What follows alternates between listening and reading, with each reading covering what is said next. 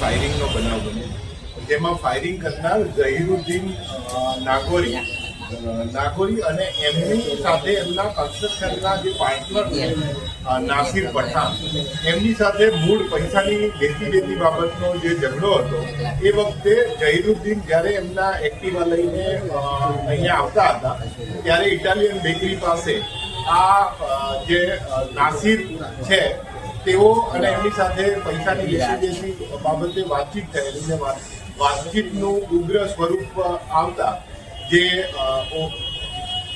ઝહીરુદ્દીન નાગોરી છે એમણે એમની પાસેનું રહેલું જે પિસ્તલ છે એનાથી 6 રાઉન્ડ જેટલા ફાયર કરેલ, જેમાં એક મિસ ફાયર થયેલ અને ટોટલ 5 રાઉન્ડનું ફાયરિંગ થયેલ અને એમાં ટોટલ 2 લોકો ઇન્જર્ડ થયેલા છે જેમને ગોળી વાગેલી છે.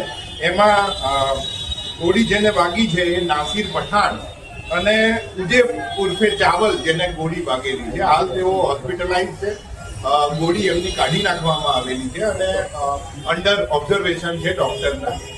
આરોપી જે છે તે પણ અત્યારે હાલ હોસ્પિટલમાં છે અને પોલીસના અંડર ઓબ્ઝર્વેશન રહેલા.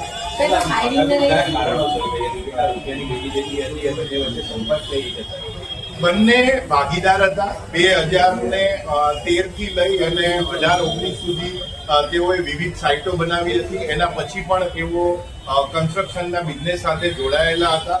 કુલ 4 જેટલી કન્સ્ટ્રક્શનની સાઇટ બનાવેલી. એ અંગે તેઓને પૈસાની લેતી બાબતની એમની અંદર માથાકૂટ ચાલતી હતી.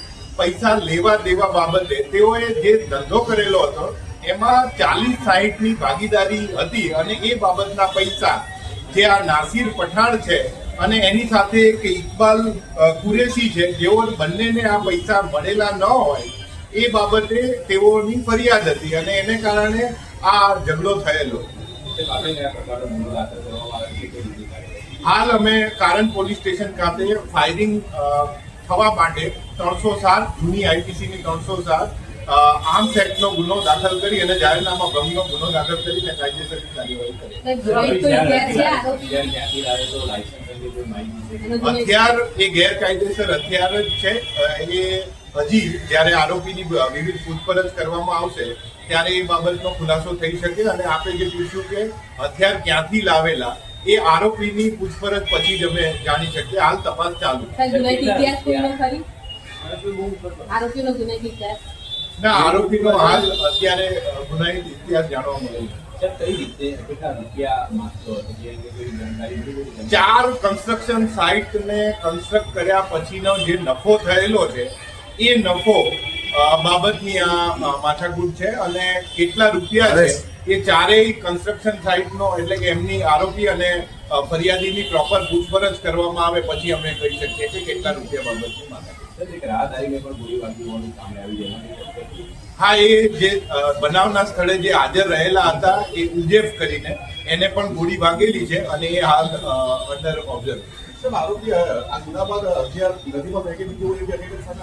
હા, એ આરોપીએ નદીમાં હથિયાર ફેંકેલું છે એવી માહિતી મળેલી છે અને એ બાબતે અમે તપાસ કરી છે.